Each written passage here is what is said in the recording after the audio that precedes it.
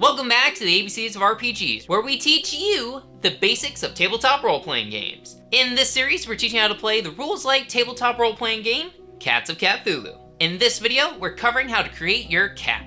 Creating your cat character is a little unconventional as there's no stats to roll or calculations to perform. But this makes perfect sense for this game because cats don't do math. There are several decisions a player must make to create their character. These include your role, background, and description. The role is equivalent to your cat's class, or archetype. It helps define your cat skills and determines what cat is the right cat for the job.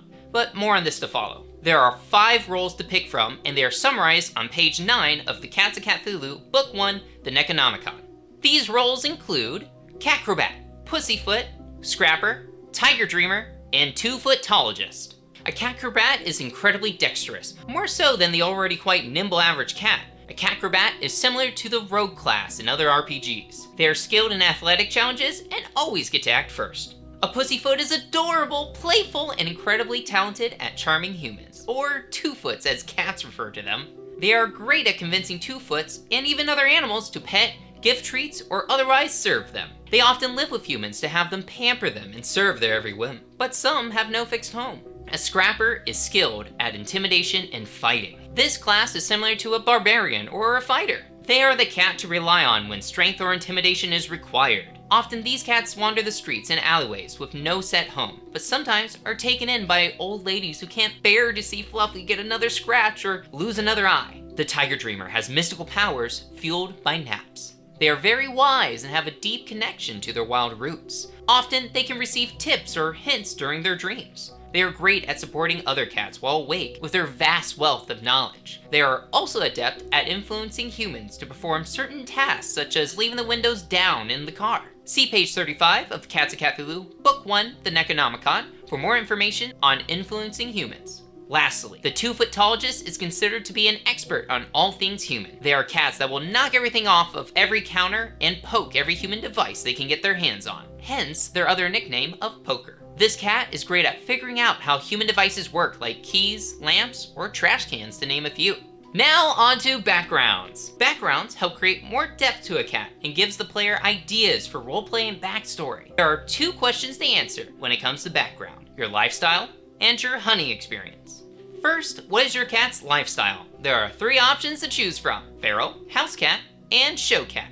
A feral cat lives on the streets, in abandoned buildings, or even in the wild. These cats do not regularly interact with humans. Strays, barn cats, and the like are all considered feral cats. A house cat is just what it sounds like: a cat that lives in a home with a human. These cats may go outside, but some never leave the comfort of their own home. Lastly, a show cat lives a life of luxury. They are typically purebred and often live easy or sheltered lives. They are often, but do not necessarily, have to be pussyfoots.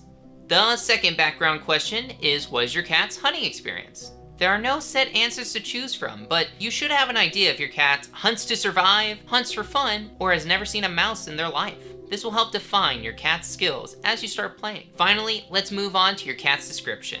The characteristics you need to choose for your cat are breed, fur color, hair length, eye color, name, and whatever else you can think of.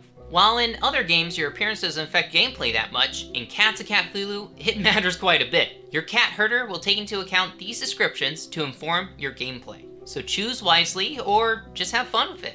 If your cat is a purebred, be sure to actually choose a breed. This could be an existing breed like a Sphynx or a Scottish Fold, or a completely made up breed like a Scandinavian Mouser. If your cat is a mixed breed, that works too. Just start thinking about how they look. Fur color can also be important during gameplay. Black cats easily blend into the shadows, but are considered unlucky by 2-foots, while white cats can be easier to find. Some cats have a variety of patterns that make them more eye-catching as well. Hair length can vary from cat to cat as well. There are 4 lengths players can choose from: short hair, medium hair, long hair, or hairless. If purebred, your cat's coat should match their breed. But if they are a mixed breed, the world is your tuna can. There are certain advantages and disadvantages to each length, so think about these when deciding. For example, a short-haired cat may shed less than a long-haired cat, while a hairless cat is incredibly susceptible to the environment and is more vulnerable in fights. Eye color is up to your personal preference and should reflect breed if playing a purebred.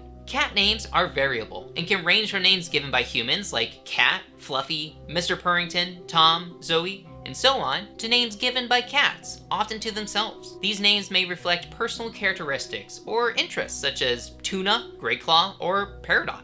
Once you have answered these questions, you may refer to the table on page 12 of Cats of Catthulhu, Book 1, The Necronomicon, to learn your cat's tale or backstory. Pages 13 through 17 show more detailed descriptions of these stories. Let's go through a quick example. Spencer has decided he wants to play a feral, purebred pussyfoot. If we reference our table, this makes his cat a friend to all. He can then turn to page 13 of the Cats of Catthulhu, Book 1, The Necronomicon, to see what his backstory entails. Now, Spencer has a better idea of how to play his cat tune. Some players may prefer to choose a backstory that sounds interesting to them first, and then reverse engineer their cat based on this information. For example, Justin is interested in playing a Ronin. He then refers to the table of cat tales and sees that a Ronin is often a purebred feral scrapper. Justin is then able to make his cat Greyclaw using this guidance. Both methods of character creation are totally valid. Ultimately, what matters most is playing the cat you enjoy. If you want to play a backstory that doesn't quite fit with your preferred role, breed, or lifestyle, just be sure to discuss it with your cat herder. Choosing your story allows you to become the right cat for the job in certain scenarios. The right cat for the job is a mechanic used to determine what cat is best equipped to face a given challenge. For example, a scrapper is the right cat for a challenge involving scaring away a dog or hunting an annoying bug, while a catcrobat is better suited for climbing up an unsteady bookcase.